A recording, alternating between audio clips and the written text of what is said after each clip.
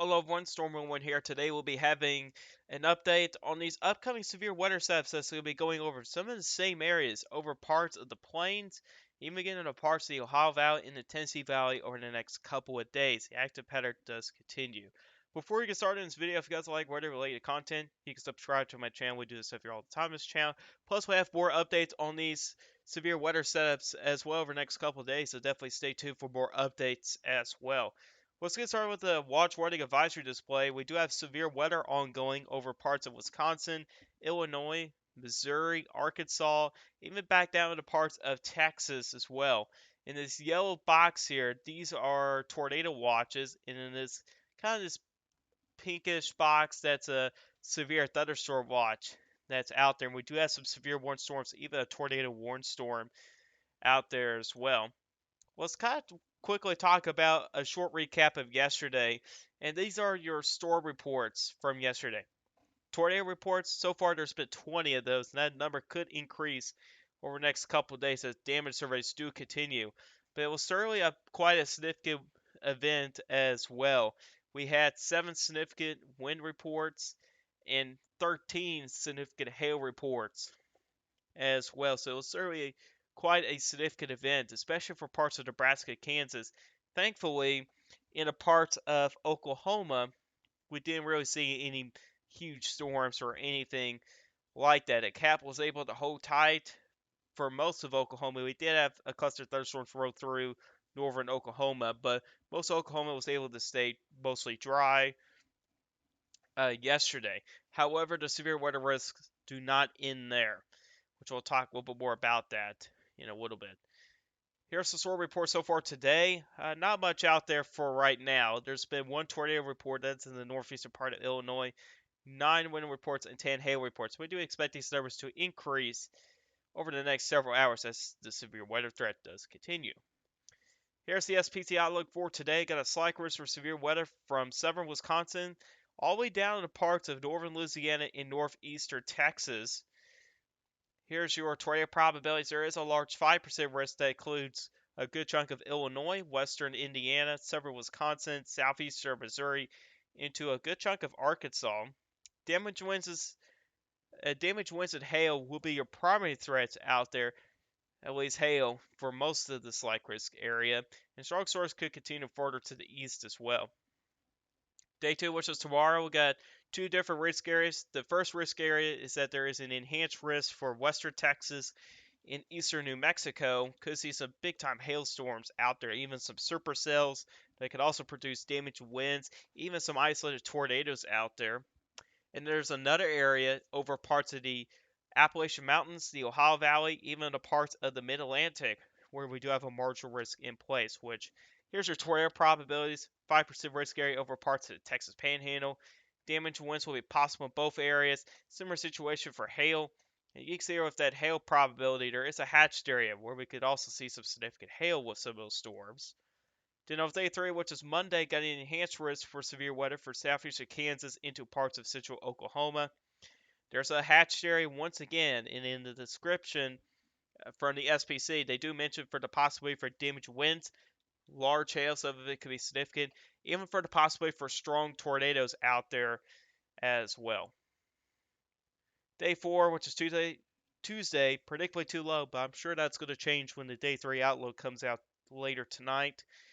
Day 5, which is Wednesday, there's a slight risk for severe weather for most of Oklahoma, down in the parts of central Texas. And then on day 6, which is Thursday, there's another slight risk for severe weather over some of the same areas, but just a little farther to east, which that does include northwestern Louisiana and central and western Arkansas. And then day 7 for 8 is predictably too low. And by the way, we'll talk about Wednesday and Thursday in a later video, otherwise the video will be too long as well. I'm trying to make these videos a little bit shorter for you guys. So let's check out the current environment right now, and you can see here, there's your thunderstorms blowing up along that cold front from southern Wisconsin all the way down to parts of Arkansas into eastern Texas. These are your sort of Felicity values. They're not terribly high out there, but those supercells along that cold front is approaching that area where we have at least 200 when it comes to storm relative helicity values, and that's going to help increase that tornado risk out there. So that's something we need to watch for over the next couple of hours. Surface-based cape, there's plenty of instability for these storms here to use.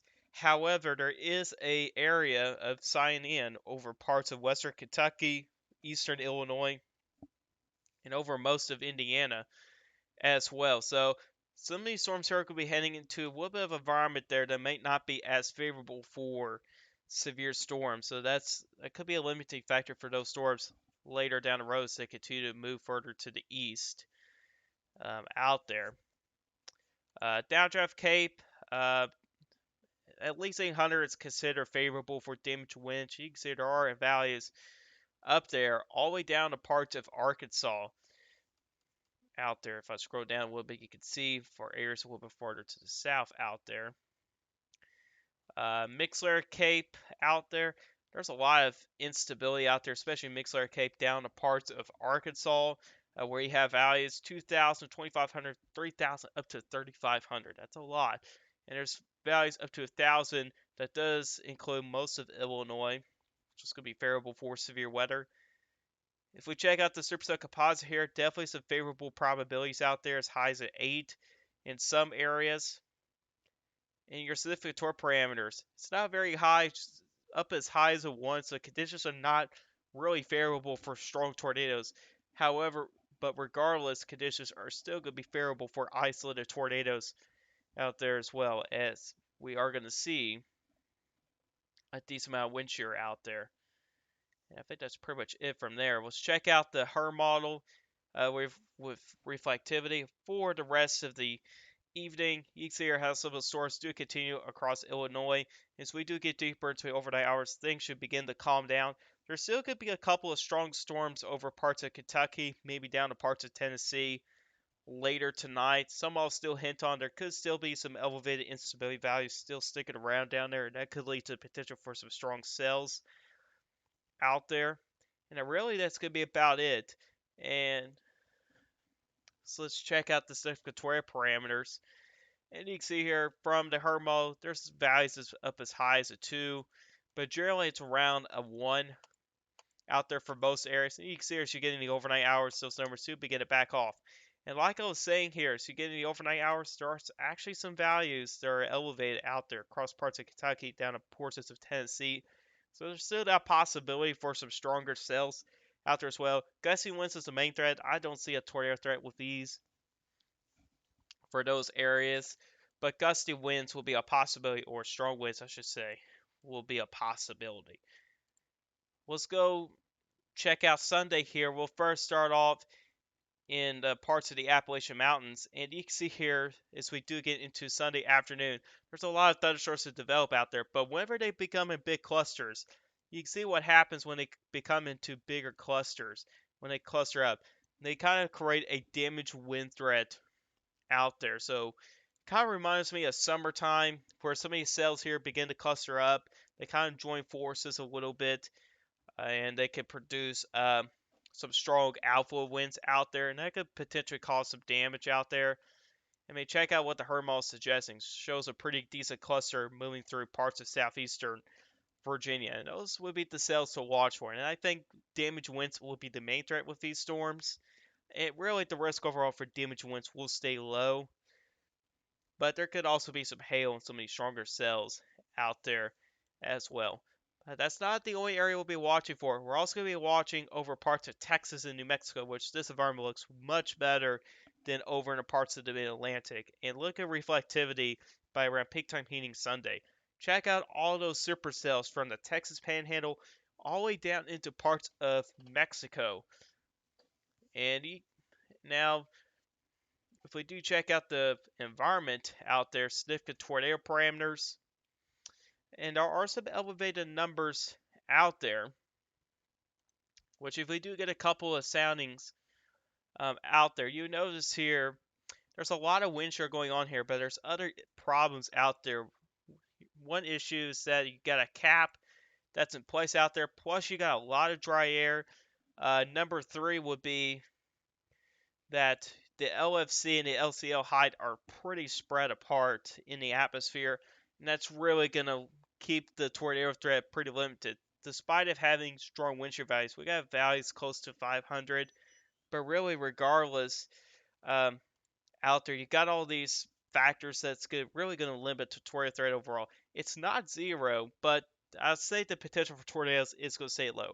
But even if the tornado threat is there or not, there's still going to be that possibility for damage winds and large hail. There's going to be plenty of instability out there to get some hailstorms. Plus, downdraft cape in this sounding here, it's close to 1300, so that's going to be favorable for damage winds out there as well. So whenever these supercells develop, they do have the potential to produce significant hail and damage winds. And that tornado risk, I think, is going to stay on the low end side overall, which is some good news here. And I do think there's going to be some photogenic storms out there for storm chasers out there as well. I bet there's going to be plenty of low precipitation type supercells out there as well. So we probably could see some good pictures out of some of those storms there on Sunday, or I should say tomorrow. As we get any overnight hours, some of those significant tornado parameters do stick around, some of those elevated numbers. And then we kind of move on to Monday, and Monday does look pretty interesting. And we're going to move on to the NAM. This is the superset composite parameters from the NAM, and you can see here parts of central Oklahoma. You got some pretty elevated numbers out there. If we do get a sounding out there near Oklahoma City around that time, and see what it suggests, and you can see here there's plenty of instability out there. But you also notice here there's actually not a cap in place here, so this is definitely something we got to pay attention to. Oklahoma, you've been lucky over the past several events, but maybe not this time. And I'm just saying right there, maybe not this time. You can't be lucky every time. I mean, that's just how it goes here. And if the name is correct, there's not a cap in place. And that's going to lead to some thunderstorms to develop. Some of these can be supercells. Wind direction of height looks good. LFC, LCO height looks alright. Nice hodograph. Plenty of wind shear. Plenty of instability. Downdraft cape is elevated as well. So if this sounding were to be correct, all hazards will be possible. Hail. Some of it could be pretty large. Damage winds, and there's also a possibility for tornadoes. Some of those could be strong as well. We got pretty decent wind shear values out there, which could help support that strong tornado threat out there as well. So we do need to keep an eye on Monday pretty closely, especially over Oklahoma. But it's not just Oklahoma that could see severe weather. You also got parts of southeastern Kansas, and it can also get down to parts of northern Texas. Even areas over parts of Missouri and northern Arkansas could see that potential as well. So if we do get a sounding in the southeastern part of Missouri, you can see here there's actually a decent amount of wind shear going on in this sounding here and plenty of instability. So even out there, even though the superset composite parameters are lower out there, the conditions are still favorable for severe weather in both areas, which in this sounding here seems like conditions could be favorable for damage winds. Downdraft cape is up to 1200. Loud plates are pretty elevated, so that can help increase the hail threat. And there could also be an isolated tornado risk out there as well. There's a decent amount of wind shear going on out there as well. You got a nice wind direction of height. You got a good hodograph that's in place. So even out of areas and parts of Missouri and northern Arkansas, possibly in the parts of southwestern Kentucky and western Tennessee, here may have that possibility for severe weather on Monday as well. Here's Western Tennessee from the NAM. You can see here another pretty good sounding overall. And now Downdraft Cape is not as it doesn't look as good as some of the other soundings, but there's a decent amount of wind shear and instability in place. And with that combination, there could still be the possibility for some gusty winds, hail, and maybe even a quick spit of tornado or two. It's a possibility as well, which that'll all have to depend on if storms can form in that environment or not. So yeah, if you live in a parts of Oklahoma, southeastern Kansas, even in parts of northern Texas, and even in parts of southern Missouri and northern Arkansas, definitely pay attention to the forecast over the next couple of days because Monday could certainly be a day to watch here. It could turn out to be a pretty decent day, especially over Oklahoma as well. Which, if we kind of go back a little bit, if we kind of look at this in a little bit more detail from the NAM, 850 millbar winds, there's actually a pretty nice low level jet in place. You got values is up to 60 knots out there. dew points at the surface, pretty favorable dew point values. I mean, up close to 70. And with those better dew point values, can help keep the cap a little bit weaker. Surface-based cape out there, plenty of visibility out there, generally 2 to 3,000. Mid-level lap rates looks all right, generally about 7 to an 8. And you can see where you got this this little hole here. That's an indication there's some thunderstorms out there, especially along, and I believe that's a cold front out there. It may not be the dry line. It's actually could be a cold front there, if I'm correct. And where there's not much of anything else looking here. Here's significant weather parameters. There's a reason why I don't like College DuPage that much to show significant weather parameters because of this. You can see here some of the colors are missing here, but regardless here, it's got some pretty high values out there. I mean, it's high as a 6. So it's definitely something to really keep an eye on over the next couple of days over parts of southeastern Kansas, Oklahoma. Like I said earlier in the video with the SP's outlook, they do mention the possibility for strong tornadoes out there. So Monday is definitely a day to pay attention to. And that severe weather risk does move farther to the east by the next day, which is Tuesday. And I'm really keeping an eye on Indiana, Ohio, and Kentucky by Tuesday, which this is the NAML Superset composite values. They are elevated out there. It's generally a 2 to a 4 out there. If we do check out some of the other ingredients like surface-based cape, plenty of instability out there, generally 1 to 2,000, even up to 2,500 in some places. Mid-level lap rates, it could be a little bit better. It's not the best out there. Low-level lap rates, on the other hand, is actually pretty good. Dew points, they're pretty elevated, generally low to mid 60s, even upper 60s in farther back to the west. And then lava jet's not terribly strong here, but it will be strong enough to support some strong to severe storms out there as well. And you get up to 500 millibars. It's indicating even some stronger cells out there, which is pretty interesting. But then again, there's a lot of divergence out there, so there's going to be a decent amount of lift for some of these storms as well. So we definitely need to keep an eye on Tuesday as well, because there's the possibility that we may see all hazards on Tuesday for parts of Indiana, Ohio, and Kentucky.